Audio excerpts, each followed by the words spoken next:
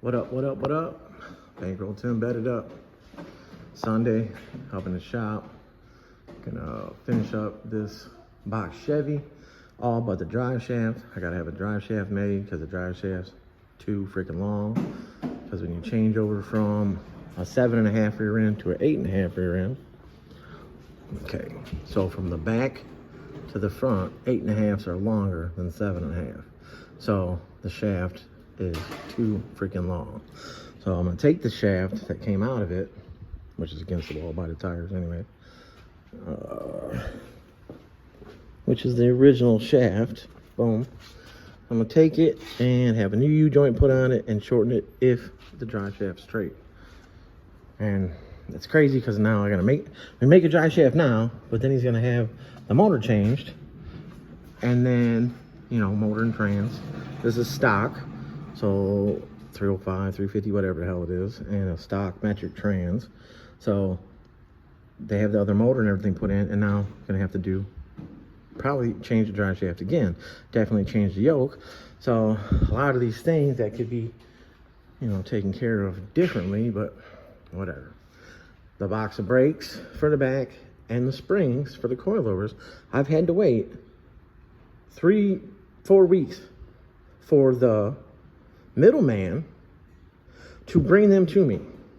The first set of brakes that he brought when he brought the car the first time were for a 9-inch, knowing this is a 10-bolt.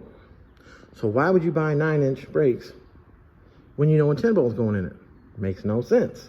So he had to take those back and get the 10-bolt, 12-bolt brakes, which are right there with the right caliper.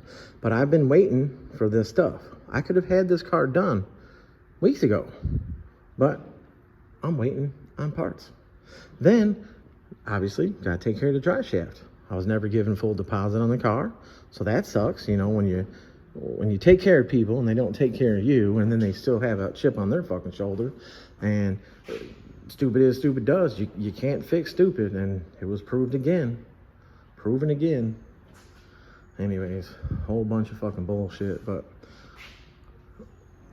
the owner of the car is a good guy, so he's the one that's been getting fucked over because he allowed somebody else to broker the deal and this and that, and yeah, he's just a dumb motherfucker. But anyways, so I got the gear in there, got the backlash set, boom. I got a torque, the caps yet, boom. Anti-rolls up in there. Got to tighten up the links. Painted everything back up. I had to put new bushings in the housing because the housing bushings were gone. So that's came out of my pocket. Got charged for that. The drive shaft needed to be lengthened or shortened, I mean. Boom. It's gonna have to have a new U-joint. Got to charge for that. Gear lube.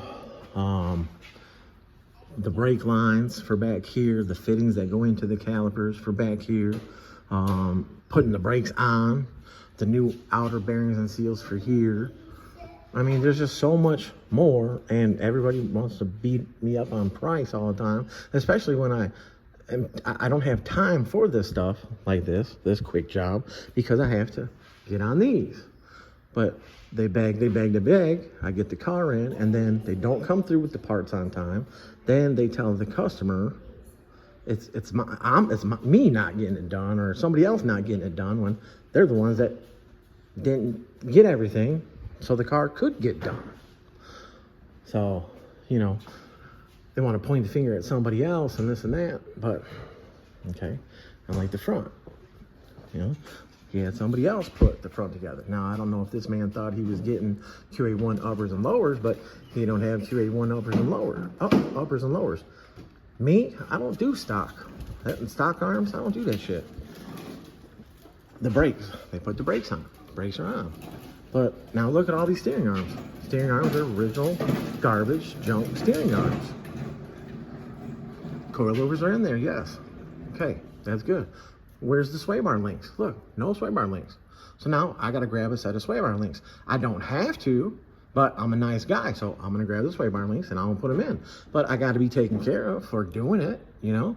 But why was somebody else allowed to do this, but yet I'm told that I should get the sway bar links and put them in and take care of them? No. I got to spend the money out of pocket. I don't buy the cheap ass fucking sway bar links. I buy the high energy suspension links that go in there. The car really should have had a QA1 sway bar bolted on it. QA1 control arms. Should have had all this new. I mean, look. You know, look at, they didn't even put the boot back on that time. So I don't even know what dude was thinking he's getting, you know, and what's being done. I have no idea, but I'm the nice guy to try to take care of everybody and help people out when they need help, and then I get shit on. But anyways, I'll get the shocks back off here, put the springs on it. I got the bearings and the seals to put in there. Boom. Oh yeah, like I said, I had to buy the pinion seal. The bearing kit was not the right bearing kit, so I had to, you know, go find the stuff, go to the parts store. I mean, shit, gas is expensive. Go to the parts store, get the parts, make sure I get the right part. You know, the time that these guys at the parts stores give the wrong part and I didn't double check. So, more shit. This dude's got a brand new gas tank in here, but the brand new gas tank has got a hole in it right there. So I don't know if he knows that, but I'm not gonna put the gas tank in and I don't have time for that. I've never heard the car start up and run, so I'm doing what I'm doing. I'm gonna go through the little stuff that I'm gonna fix to help out, but I gotta be compensated for that. So there's money owed on this job. I'm gonna get the job done, and I need my money, which I know the owner doesn't have a problem with that. But if he gave the middleman any money, that's, I don't know, he's gonna have to deal with him. But I'm not dealing with him no more. That's for goddamn sure. So anyways, yeah, Bankroll Tim bedded up Sunday, up in the shop. I'll probably add some other video stuff to this video about the shop shit or whatever. But trying to get it done so I can fix my truck, and then I can pull that bow-legged motherfucker in here and put it up on the lift. So, cause all the shit's over there. That customer brought everything. You know how he brought everything? Because he asked me, what all do I need? And I gave him the whole rundown, every part number, everything. So he made sure that he had everything when he brought the car. So that way, boom. And this is the job that I said that was loose out there that I owe him. So I got to get his shit done. The only thing that's extra is the brakes. He bought the brakes. The brakes was never part of the deal in the beginning. So there'd be a couple dollars owed at the end. Or maybe I'll just clear it. I don't know yet. Depends on the bills. But anyways, Bankroll Tim bedded up in here. I'm about to throw this rear end for the Landau up on the bench so that way I can strip it, get it cut up. But I'm gonna finish this white box first. And once again, my wife had this all cleaned up the other day. And now I got it all messed up, all dirty. But a dirty shop means you're working. And I gotta get these brake lines on the front of this. I know I've said it over and over and over, and I said it again. I'm gonna get the brake lines on the front, the brake tabs on it. Like I said, everything's right there. So that way I can bolt the front wheels on it. Oh, I got the lug nuts the other day for the front, the ETs, chrome ETs. I got those the other day because I didn't have none left in the shop. So I went and got some, thanks to Quince in Aurora, Illinois, under Farnsworth Bridge on Dearborn. Quince tires and rims. They got a lot of shit. They got good deals. Anybody wanting to hit them up, hit them up. Quince Tires, Aurora, Illinois. That's where I get my lug nuts from. There's Jello Joe, acting all crazy. Can you say bedded up Customs? Yeah. My son's bike, got it back from Honda. It was brand new. Last week, bought it. He rode it for a couple, maybe an hour, and the electric stopped working. So it's a 125 4-stroke electric start. It's got a battery, all that shit. It's fuel injected. So we assumed maybe the battery was dying or whatever. Maybe it wasn't a good battery. I had put a meter on there to see if it was charging, and it didn't seemed to be charging because it was down to 8.8. The bike really didn't have any power. Then the bike started shutting off. So took it back to Honda. They went over the whole bike, everything, and found out that the stator plug, which the stator is what charges the bike, the stator plug, 2 males, 2 females inside the plug, you know, with the rubberized coating around it so water don't get in there. It looked like it was plugged together, but when they unplugged it, one of the males had slipped out on the outside of the female side, and it wasn't charging. So they fixed that, got the same battery in it. The bike runs beautiful now. It actually has way more power, and I can wheel it like it's nothing. I'm a fat boy. I get on it, it pulls me fine. It's 4 gears. It's got 1 down, 3 up. 2022. Does have a clutch. It's a badass little bike. It does like 60 something miles an hour too. But anyways, little update on that since I was right here. But yeah, all right, y'all. These Vellanos going on this box Chevy. I gotta get the bearings and everything in the axles or in the housing. Get the axles in there, get them clipped in, get the brakes on, da-da-da-da. But yeah, that's where we're at. And I'll put up another one. All right, y'all. Bankroll Tim, bet it up. Appreciate y'all. And I'm outies.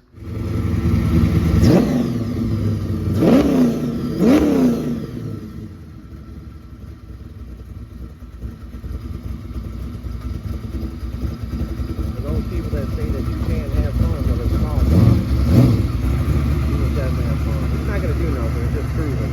Just want to let you guys see the car cruising. He'll get in it a little bit, but not a lot.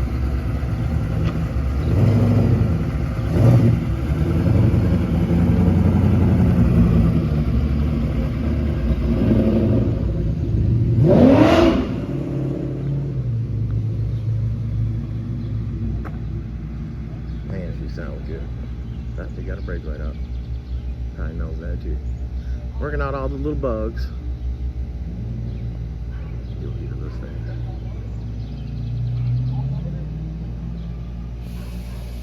All right, y'all. What up? What up? What up? Bankroll Tim bedded up. Got this 96 Impala SS finally done. Got them 7-inch lips on there. Them SD4s. Sandman wheels, you know. Custom fitted. Got that 9-inch motor rear end in it. So on this car, guys, they originally ordered the rear end 3 inches narrower on each side. I know before I thought it was like 2 inches, but it ended up being 3 inches. Well, the studs ended up being too short, so I had to swap the studs out for some 3-inch studs. They ordered press in. I prefer screw in. I had to cut the ends off the housing to clock the housing to get the caliper to sit lower in the back. But you guys can see all that clean ass work. Look at them frame rails. I've been doing them frame rails like that for years. Here's another thing about the back of the car. I have the molding on there. Yeah, you can see I had to trim the molding right there in front, towards the front of the car. But the molding's on there. If you look at most of the cars that are out there with a 6 on it, on the Impala SS, they get rid of the back molding. Only one car I have had to do to get rid of the back molding. It was a white Chevy Caprice bubble, and it had 28s on it. So there you go. Wasn't no narrow or anything like that. Took it for a test drive last night, me and Big Lou. You know, we some big boys, so we was in it, rolling. It drives straight down the road. It rides smooth as shit. No scrubbing, no rubbing. This wheel looks like it's farther forward, but if you look at the gaps on the back of the tire, both the gaps are the same. But you know how these cars look anyways with the rear end farther forward. I can't really move the rear end back anymore because the drive shaft that's currently in it is too short for the 9-inch setup. So there's just enough in the trans for it to work, but it's going to get the motor swapped. It's getting the LS, all that good shit. So they're gonna have to put a drive shaft in the correct length and all that. And who knows what trans he's gonna go with and where it's gonna sit. Obviously the 700 that's in this thing is not gonna stay in it. Ain't no 700 holding up to the power of an LS motor. But yep, 96 Impala SS, full custom suspension, full frame cleaning, painted, big ass brakes in the front, Willwood, Todd TCE Performance, 16-inch brakes, big ass calipers. Got some QA1 uppers, QA1 lowers, all the new steering components. It's a beautiful car. Inside is totally redone. You see the name. Chicago. Chicago, Chicago.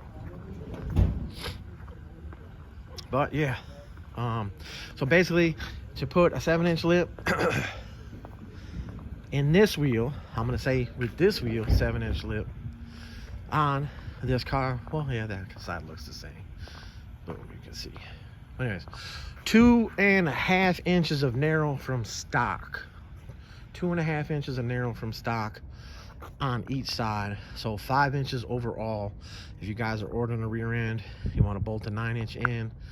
This one, of course, was all fabbed up in there, the boxes and all that. But if you want to get one that just bolts in, to bolt the 7-inch lip right on it, 2.5 inches on both sides is perfect. 5 inches overall narrow. This is custom welded in, coilovers in the back. You guys, there's plenty of videos on this car. Plenty of videos on this car. It took a little more time than needed, but I made sure everything was nice and smooth and sweet. This car I was able to do basically a little stress-free. A little stress-free.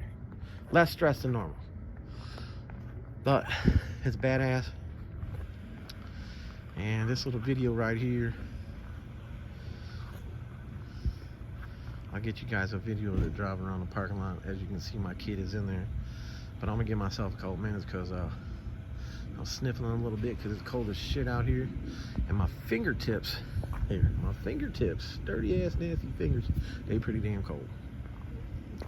But all right, y'all, here's this little video. And I'll be up with another one next. Appreciate y'all. Bankroll Tim bedded up. I'm out. What up? What up? What up? Bankroll Tim bedded up. Got the 86 outside. Just took it for a spin around the parking lot. Make sure the back tires ain't rubbing anywhere. Plenty of clearance. Plenty of clearance. Got that fabbed up rear end up underneath there. This car is set for a 7-inch lip. And what I was saying is, right now there's wheel spacers on the back. 1.5 inch of wheel spacing. This wheel comes out to about a 5-inch lip. So once the wheel is changed to the smaller back barrel, the bigger front barrel, this and that, then we'll be able to take off the wheel spacing, because I have the 3-inch studs, 1/2 inch by 20 strange. That's what those are. The cheapest for the best price, best bang for your buck on those, which are still good. So as you can see, she's got that little bit of tuck. She does have some sounds in it. The tires fitted up in there. The back chrome is trimmed a little bit. Other people be blocking out license plates and stuff like that. I'll be blocking that shit out. But anyways, as you can see, the car is dirty, very dirty. So the car will be going to get all cleaned up. And then he's got other things he's gonna do to it. We got full turn in the front, because I got that badass frame notch on it. Probably can't hear me over the wagon being fired up behind the fence. That's the wagon that's gonna be, so it's one of the wood grain wagons, 90 Chevy Caprice. But anyways, so we got this tuck on here.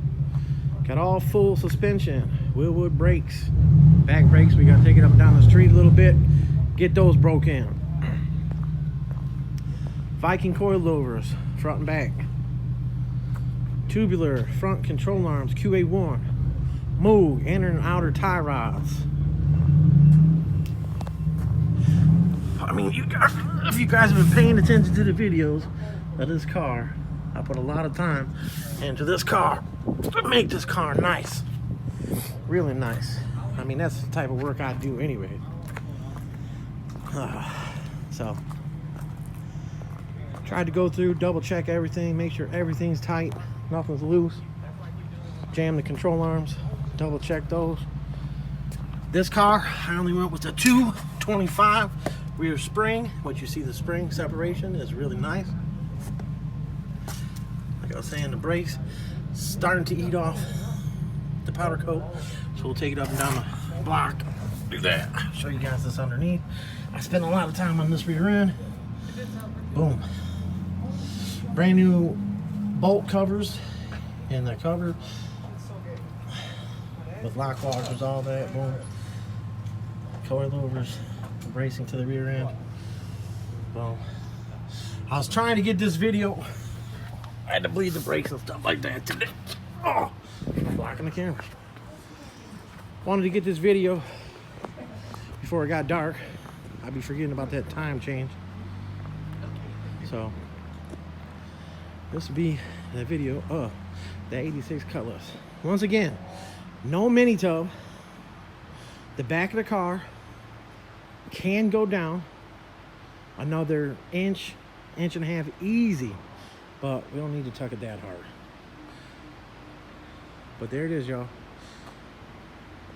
1986 Cutlass 24s, Armani forged. The back wheel is 24 by 10, which makes it 11 overall. So if you guys want to avoid tubbing like this, keep the rim as skinny as you can in the back. So 24 by 9 will make it 24 by 10 overall, or we'll make it 10 overall, which is going to clear better than this. I did trim the outer lip in the back, but there it is, y'all. Bankroll Tim, bedded up. Another one done. All right, y'all. Appreciate y'all. Thanks, y'all. And I'm out.